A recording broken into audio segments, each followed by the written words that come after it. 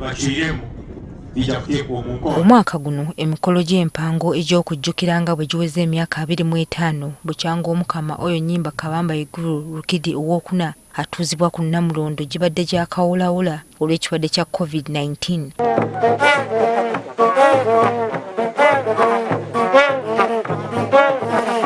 Abagenyi abayite bakungaanidde mu lubiri lw'Omukama olw'akaluzika mu disitulikiti y'e Fort Portal. Minisita wa Uganda Dr. Rugunda yakiikiridde Pulezidenti Yoweri Museveni ku mukolo guno.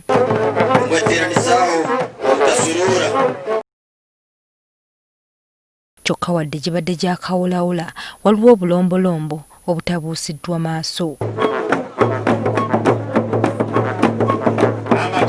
Mu kwogera kwe, Minisita w'Obukama bw'e Tooro banatungwako asiimye emirimu egikoleddwa Omukama oyo naddala mu kulwanyisa akawuka ka mukenenya. Mu bubaka bw'atisse Minisita Dr. Rugunda, Pulezidenti Yoweri Museveni asiimye Obukama bwa Tooro olw'okukwasizako gavumenti ye mu kulwanyisa ekirwadde kya COVID-19.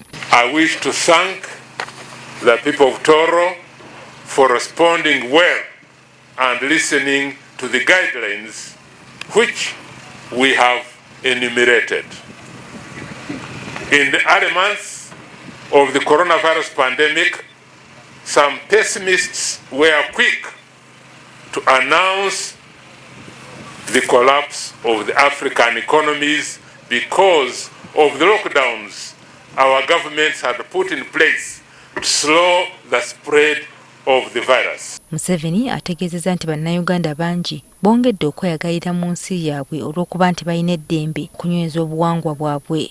This has always been our agenda and a distinguished value of the national resistance movement, and that is to fight and advocate for freedom and independence of the African people so that they may be free to make their decisions and pursue their interests. Ng'ayogerako eri abantu be, Omukama Oyo Nyimba Kabamba Iguru atadde essira ku by'obulimi n'ategeeza nti bye bigenda okutwala obwakabaka mu maaso.